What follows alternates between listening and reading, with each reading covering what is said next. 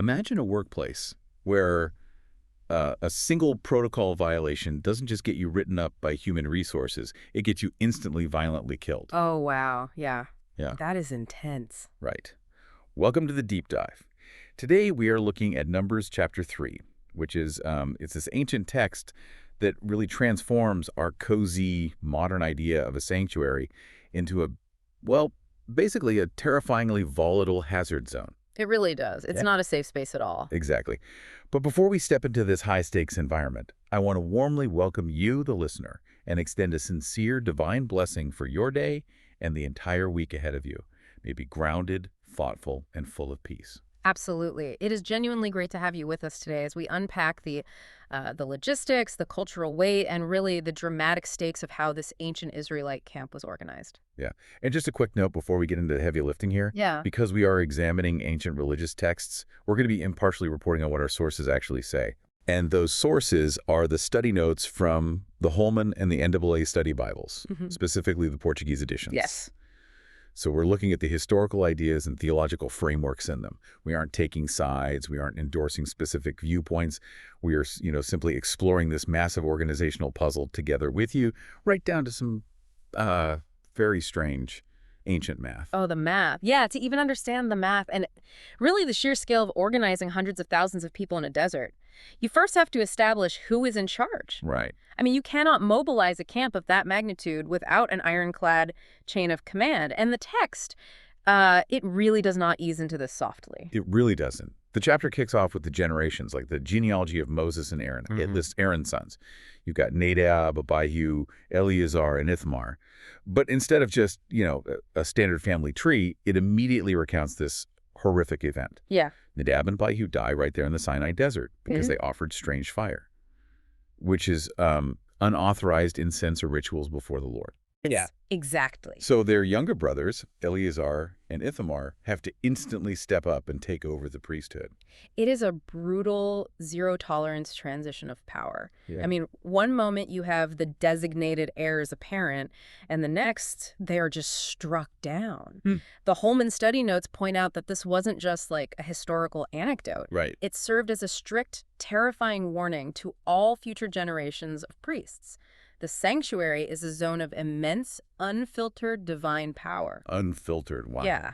And the punishment of death for inappropriate rituals prove that approaching the divine required, well, absolute adherence to the rules. Okay, let's unpack this because I used to picture this like a nuclear power plant, right? Where raw energy just obliterates you if you get too close. Sure. But looking at the purity laws the notes describe, it's actually less like a bomb and more like a highly sensitive clean room. Oh, interesting. Like in a semiconductor plant. Exactly. Contamination ruins the whole environment. The priests are the specialists in the hazmat suits. So if someone just walks in off the street, or if a technician uses the wrong chemical, or in this case, strange fire. The whole system is compromised. Yes. The entire system is compromised, and the reaction is catastrophic. I love that. That clean room analogy captures the mechanism of ritual purity perfectly. Yeah. Because the sacred and the profane, they just cannot occupy the same space without a violent clash. Right. Nadab and Abihu treated the sacred clean room as common. Maybe they assumed their elite status protected them from the protocol, They were above the law. Exactly. So their immediate death signaled to the entire nation that the divine presence is overwhelmingly powerful and absolutely no one is above the safety measures. So the leadership is established through this literal trial by fire, and Eleazar and Ithamar are now running the clean room. Yeah, good luck to them. Seriously. But two guys cannot manage a facility of that magnitude, especially when it needs to be packed up and moved across a literal desert. Oh, absolutely not. You need a massive, dedicated workforce. Right. And the text assigns this entire perilous job to one specific group, the Levites. Yeah, God declares in the text that the Levites belong to him. And they are taken in place of all the firstborn Israelites. Wait, okay. We already know the theology from the Exodus, right? Okay. The firstborns of Israel were spared during the Passover, so legally and spiritually, they belong to God. Right. And we know from the historical context in the NWA notes that the Levites earned this elevated status by drawing a line in the sand and taking God's side during the golden calf incident. Exactly. But substituting the Levites entirely makes this basically a living ransom. A living ransom. It's Yeah. an incredible sociological shift. Mhm. You are taking an entire tribe, tens of thousands of people, and essentially removing them from the national economy and the military Yeah, just to serve as a breathing payment for everyone else. that's exactly it. The Holman notes actually use the phrase living sacrifice to describe them. Wow. They were entirely separated from the standard military census. I mean, they weren't counted as soldiers to fight enemy nations. Right. They were support personnel whose unique, dedicated function was to serve the priests and the congregation. So you're taking a group of fiercely loyal individuals and dedicating them 100% to the preservation of the community's spiritual core. Exactly. But if you have a human shield of thousands of people acting as a living ransom, how do you even begin to quantify them? Well, that's where a census comes in. Right, but a normal ancient census counts men of fighting age, right? Yeah. Like 20 years old and up. Usually, yes. But here, they are ordered to count every Levite male from the age of 1 month and upward. A 1-month-old. I know, it sounds crazy. A 1-month-old baby isn't carrying heavy sanctuary equipment, obviously. No. But under this system, he still counts as a legal substitute for a firstborn from another tribe. Ah, okay. The legal standing. Right. And once counted, the tribe is divided into 3 main clans based on the sons of Levi. You have the Gershonites, the Kohathites, and the Merarites. Okay. And their physical location in the camp was strictly mandated to create a defensive perimeter. Here's where it gets really interesting to me. Moses, Aaron, and the priests camped on the east side, directly guarding the entrance to the tabernacle. Mm-hmm. And the text explicitly states that any unauthorized stranger who approached the sanctuary was to be put to death. Yes. Immediate death. So when you map out the other 3 clans surrounding the north, south, and west, it sounds less like a peaceful religious gathering and way more like a highly fortified military encampment actively defending a perimeter. That's exactly what it was. But Yeah. the threat they were defending against was primarily internal. Internal. Yeah, the sources use this incredibly vivid concept to explain the perimeter. The Levites acted as lightning rods. Wait, so they are human shields in both directions? They physically surrounded the tabernacle, forming a buffer zone. Wow. They protected the common, ritually unclean Israelite from accidentally stumbling into the holy presence of God and facing that flaming divine wrath. Right, just like a lightning rod safely absorbs a strike to protect a house. Exactly.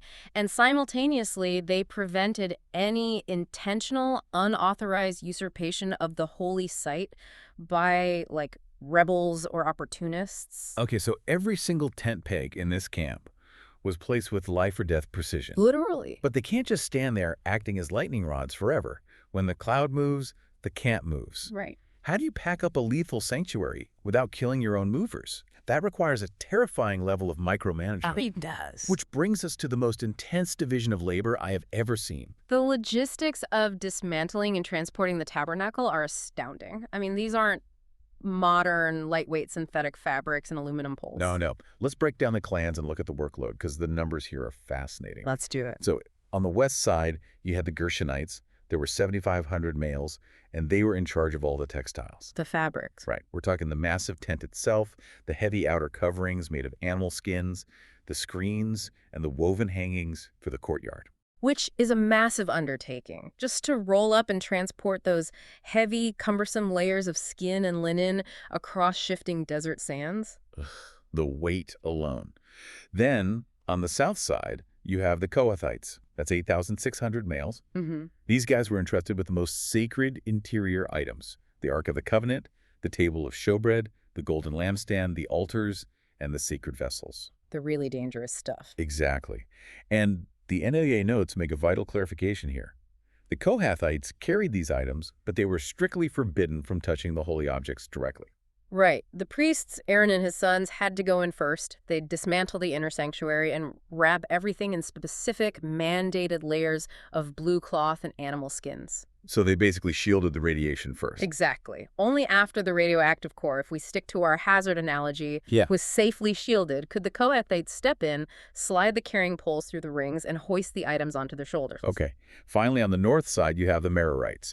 Now, here is where the data gets weird for me. Okay, how so? There were 6,200 Merarite males. They were the heavy lifters responsible for all the structural hardware. Right. The heavy wooden boards, the connecting bars, the massive pillars, the heavy silver and bronze bases, and the pegs. Wait, the Merarites are doing the heavy lifting of the structural boards and solid silver bases, but they only have 6,200 guys. Yeah. They have the smallest workforce, but arguably the heaviest cargo. How does that make sense? Well, it highlights the differing natures of the burdens. Carrying the sacred furniture on your shoulders with poles, like the Kohathites did, requires a very specific, deliberate kind of physical labor. Oh, that's true. And it likely required constant rotation because of the sheer physical and psychological stress of carrying the holy vessels. Right, because one slip up and you're dead. Exactly. Yeah. The Merarites were dealing with raw, brutal weight. So while the text here focuses on the division of personnel, this micromanagement of duties was absolutely essential for survival. You know, looking at this division, this is actually the solution to the strange fire problem we started with, isn't it? How do you mean? Well, if the Kohathites are carrying the ark, but are physically blocked from packing it or even looking at it, you've eliminated the opportunity for unauthorized rituals. Oh, absolutely. By entirely removing ambiguity, you remove deadly curiosity. Right. When everyone's job is vaguely defined, people step on each other's toes, or they touch things they shouldn't. Yeah. By clearly defining that the Gershonites only touched the fabric, the Merarites only touched the structural boards, and the Kohathites carry the wrapped furniture but never look at it, the system ensures the safe, deeply reverent transport of the tabernacle. It is the ultimate compartmentalization of knowledge and access. Exactly. Which brings us to the accounting department of this desert operation, because the text is just obsessed with precise counting. Very obsessed. If you are listening to this and trying to do the math in your head as we throw out these clan populations, don't worry. The text itself actually presents a mathematical puzzle that leads to a very literal balancing of the books. It does. Let's look at the baseline census numbers. We have the total count of all the Israelite firstborns across the other tribes, which is 22,273. Okay. Then we have the total number of Levites, who are supposed to be their one-for-one substitutes.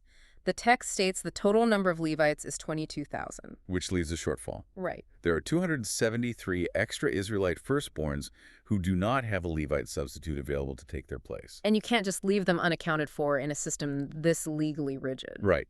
So to redeem these 273 individuals, a price of 5 shekels per head is collected. That totals 1,365 shekels, which is given directly to Aaron and his sons. To put the economic reality of that ransom in perspective, 5 shekels was equivalent to about 60 grams of silver. Which is a lot. It is. Yeah. In the ancient world, that was roughly the price of a slave, or about 6 months' wages for a common worker. Wow. It wasn't a symbolic penny dropped in a collection plate. It was a substantial, painful payout. It really was. It was a very real economic transfer to settle a spiritual debt. But as you hinted at, there is a glaring math error in the text's internal logic that complicates this even further. Yes. Okay, so what does this all mean?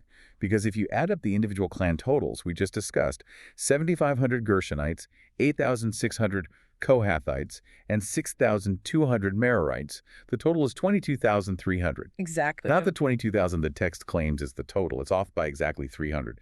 Did the ancient accountants just, forget to carry the one? It's a puzzle that scholars have debated for centuries, and our sources provide 2 distinct theories to explain the discrepancy. The NAA suggests a very practical textual solution, a simple copyist error in the original Hebrew manuscripts. You know, I can buy a copyist error.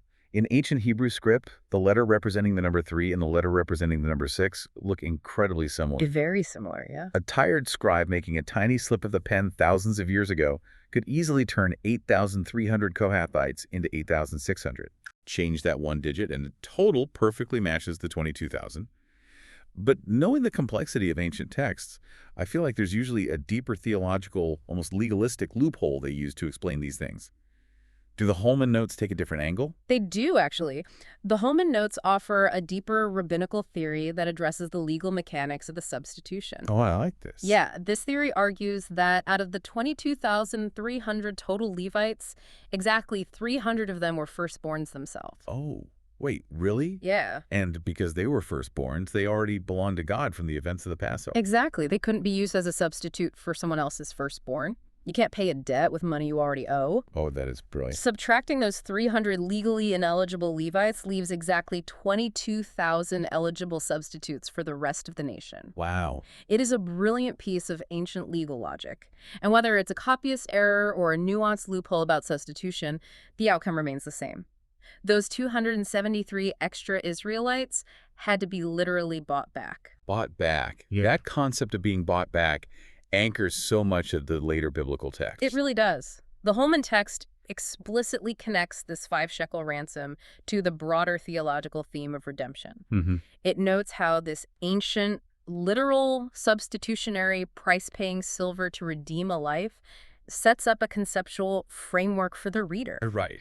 The idea that a life owed to the divine can be redeemed by a designated substitute finds its ultimate fulfillment in Christian theology with the sacrifice of Jesus. Wow. A chapter that feels like a dry accounting ledger at first glance is actually laying the bedrock for massive theological concepts. That is so true. Yeah. We spend so much time looking at the numbers and the silver, but what strikes me is the obsession with the name. The genealogies, yeah. The genealogy is the beginning of the chapter, the Toledeth. Yeah. To a modern reader, long lists of ancient names are often the hardest part of the text to get through. Yeah. We tend to just skim right past them to get to the action. But in the ancient Near East, your Toledeth wasn't just a list of names to be skimmed, it was your identity. It proved your historical connection to a crucial point in the past. It preserved your community structure, and it legally justified your social standing. Everything was tied to it. Everything. Right? Without your genealogy, you had no authority, no claim to the priesthood, no right to touch the sacred vessels, and no place in the camp's defensive perimeter. It dictated your entire reality. That makes me think about how we track our own Toledoth today. Right. We don't usually memorize our lineage back 30 generations to prove we could do our jobs. think so. But we do have modern records that define our social standing, our connections, and our authority. Your modern genealogy is your data trail. Ah, that's a great point. The data we leave behind, the networks we build online, the institutional records of our education and employment, these are our modern Toledoth. And just like those ancient lists dictated where you pitched your tent and whether you were allowed near the tabernacle, our modern records dictate our access to resources, to jobs, to social circles. Mm-hmm. What do our modern records say about our social structures? What do they prove about what we actually value? It's a heavy question. It is.